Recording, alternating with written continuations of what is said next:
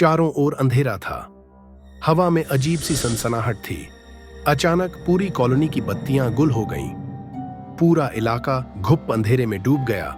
खिड़कियों से झांकते लोग परेशान थे, मगर आदित्य की आंखों में डर के बजाय उत्सुकता चमक रही थी, क्योंकि उसे पता था कि जब भी ब्लैकआउट होता है कुछ अनोखा होने वाला होता है। आदित्य एक 12 साल का लड़का जिसे किताबें पढ़ने का शौक था, लेकिन यह कोई आम शौक नहीं था। उसकी पुरानी धूल भरी किताबें जब भी ब्लैकआउट के दौरान खुलतीं, उनकी कहानियां हकीकत बनने लगतीं। पहले उसने इसे संयोग समझा, लेकिन बार बार यही होता रहा। वो जो भी पढ़ता वही सच होने लगता, चाहे वो किसी भूतिया महल की कहानी हो या गहरे समुद्र में छिपे खजाने की दास्तान। आज की रात भी कुछ अलग नहीं थी। जैसे ही लाइट गई, आदित्य ने अपनी सबसे रहस्यमयी किताब खोली, अंधेरे का रहस्य।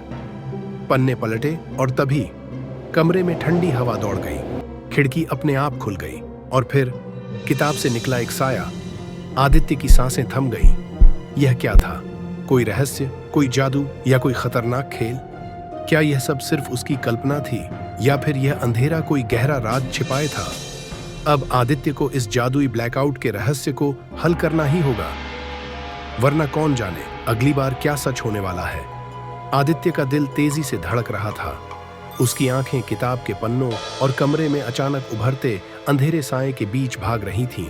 किताब के पन्ने बिना हवा के ही अपने आप पलट रहे थे। हर पल कुछ अनहोनी का एहसास बढ़ता जा रहा था।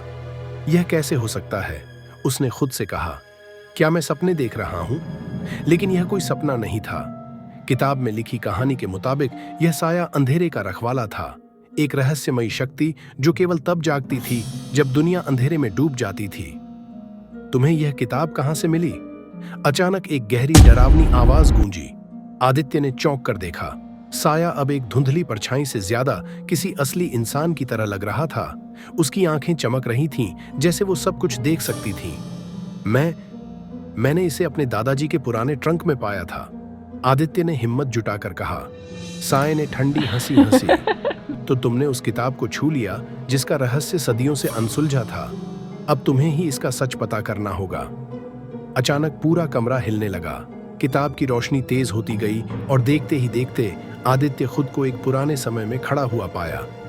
उसके सामने वही गली थी, लेकिन यह अब एक पुराना गांव लग रहा था।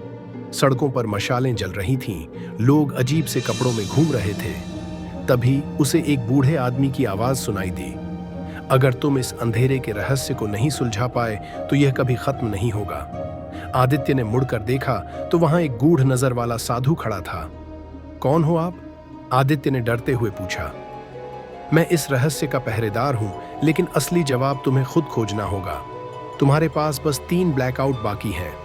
अगर तुम समय रहते इसका हल नहीं निकाल पाए तो यह अंधेरा हमेशा के लिए दुनिया को निगल जाएगा।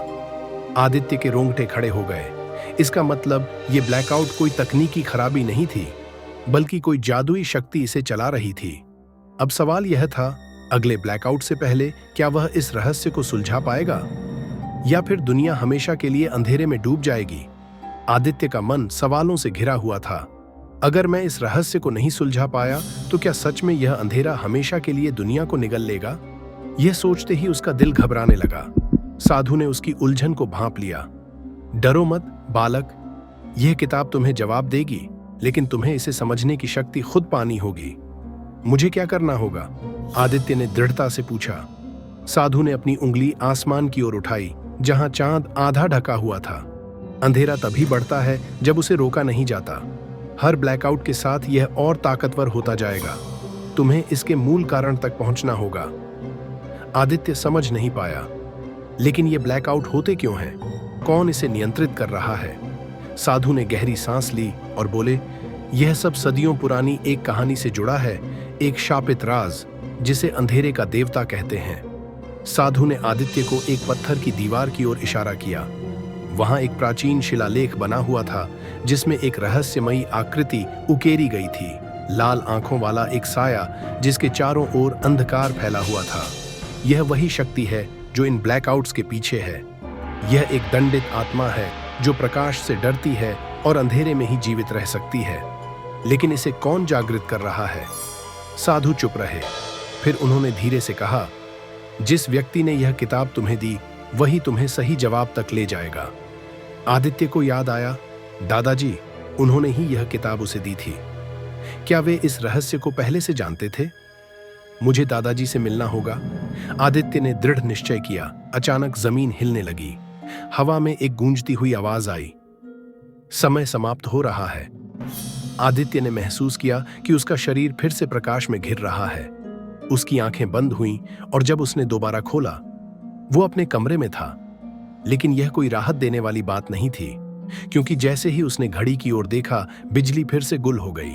दूसरा ब्लैकआउट शुरू हो चुका था और इस बार उसकी किताब हवा में तैर रही थी। उसके पन्ने तेजी से पलट रहे थे। जैसे ही वह आगे बढ़ा, किताब से एक खौफनाक चीख निकली और कुछ भयानक उसके सामने प्रकट होने लगा। कमरे में एक अजीब सी ठंडक फैल गई। किताब हवा में झूल रही थी और उसके पन्ने तेजी से पलट रहे थे। अचानक किताब का एक पेज चमकने लगा और उस पर लिखे शब्द आग की तरह जल उठे। द्वार खुल चुका है, अब कोई इसे नहीं रोक सकता। आदित्य के शरीर में झुरझुरी दौड़ गई। इससे पहले कि वह कुछ समझ पाता, एक तेज हवा का झोंका आया और किताब जमीन पर गिर गई। तभी कमरे के कोने में एक काली परछाई उभरने लगी। आदित्य घबराकर पीछे हट गया। परछाई धीरे धीरे एक विशाल आकृति में बदलने लगी। उसकी लाल आंखें चमक रही थीं और चारों ओर घना अंधेरा छाने लगा। आदित्य, एक गहरी गूंजती हुई आवाज आई। आदित्य के पैर कांपने लगे। तुम कौन हो? परछाई ने एक ठंडी हंसी हंसी। तुमने ही मुझे बुलाया है। मैं हूं अंधेरे का देवता। आदित्य को एकदम से दादाजी की बात याद आई। यह किताब सिर्फ उसी के लिए खुलती है जो इसके रहस्य को सुलझाने के लिए तैयार होता है। पर अब तो खुद अंधेरे का देवता उसके सामने था। मैंने तुम्हें नहीं बुलाया, आदित्य ने हिम्मत जुटाकर कहा। अंधेरे के देवता ने अपनी आंखें घुमाईं और कमरे की हर चीज अंधकार में घुलने लगी। लेकिन अब तुम ही मुझे रोक सकते हो। 3 ब्लैकआउट पूरे होते ही मैं इस दुनिया को अपने काले साए में डुबो दूंगा। आदित्य का दिमाग तेजी से दौड़ने लगा। क्या कोई तरीका है जिससे मैं तुम्हें रोक सकूं? अंधेरे के देवता ने सिर झुका लिया और धीरे से कहा, हाँ, लेकिन क्या तुम सच में उसे करना चाहोगे? तभी एक तेज धमाके की आवाज आई और आदित्य की आंखों के सामने सब घूमने लगा। अगले ही पल वो किसी और जगह खड़ा था, एक पुराने उजाड़ मंदिर में। मंदिर के अंदर एक पत्थर की वेदी थी जिस पर वही किताब रखी थी और उसके ठीक सामने तीसरी और आखिरी मोमबत्ती जल रही थी। अचानक एक आवाज आई, अगर यह आखिरी ब्लैकआउट पूरा हो गया तो कोई रोशनी इसे नहीं मिटा पाएगी। तुम्हारे पास बस एक ही मौका है। आदित्य ने वेदी की ओर देखा। किताब अब एक चमकते हुए ताबूत की तरह दिख रही थी। उसे समझ में आ गया, मुझे इस किताब को हमेशा के लिए बंद करना होगा। लेकिन जैसे ही उसने किताब की ओर हाथ बढ़ाया, अंधेरे का देवता उसके सामने आ खड़ा हुआ। रुक जाओ, अगर तुमने इसे बंद किया तो मैं हमेशा के लिए गायब हो जाऊंगा। लेकिन इसका मतलब है कि तुम भी इस रहस्य से बंध जाओगे। आदित्य के सामने अब सबसे बड़ा फैसला था। क्या वह किताब को हमेशा के लिए बंद करेगा और अंधेरे के देवता को खत्म करेगा, या फिर कोई और रास्ता खोजेगा? आदित्य की सांसें तेज हो गईं। उसके सामने अंधेरे का देवता खड़ा था और मंदिर की वेदी पर वह रहस्यमयी किताब रखी थी। चारों ओर अंधेरा घना होता जा रहा था। समय खत्म हो रहा है, आदित्य, अंधेरे के देवता की आवाज गूंजी। अगर तुमने किताब बंद की तो मैं हमेशा के लिए मिट जाऊंगा, लेकिन बदले में तुम भी इस रहस्य का हिस्सा बन जाओगे। आदित्य के मन में हलचल मच गई। इसका क्या मतलब है? देवता ने ठंडी हंसी हंसी। इस किताब को बंद करने वाला खुद अंधेरे में खो जाता है। तुम इस दुनिया में रहोगे, लेकिन कोई तुम्हें देख नहीं पाएगा, कोई तुम्हारा नाम तक नहीं याद रखेगा। आदित्य के चेहरे पर घबराहट फैल गई, लेकिन तभी उसे दादाजी की कही हुई बात याद आई। हर अंधेरा खत्म हो सकता है अगर कोई सच्चे दिल से रोशनी जलाए। आदित्य ने अपनी जेब में हाथ डाला और वहां से अपनी छोटी टॉर्च निकाली। यह वही टॉर्च थी जो दादाजी ने उसे गिफ्ट दी थी। अगर अंधेरे को रोशनी से डर लगता है तो मैं इसे खत्म कर सकता हूं। आदित्य ने बिना समय गंवाए टॉर्च को जलाया और सीधा किताब पर रोशनी डाली। जैसे ही रोशनी किताब पर पड़ी, अंधेरे का देवता चीख पड़ा, नहीं, यह संभव नहीं। किताब जलने लगी, उसके पन्ने चमकने लगे और मंदिर के चारों ओर रोशनी फैलने लगी। अंधेरा सिकुड़ने लगा और देवता की परछाई धीमे धीमे मिटने लगी। आदित्य ने पूरी ताकत से किताब को बंद कर दिया और जैसे ही उसने ऐसा किया, सब कुछ शांत हो गया। आदित्य ने आंखें खोली तो खुद को अपने कमरे में पाया। घड़ी रात के 3 बजा रही थी, लेकिन सब कुछ सामान्य था। लाइट जल रही थी, किताब उसकी मेज पर बंद पड़ी थी।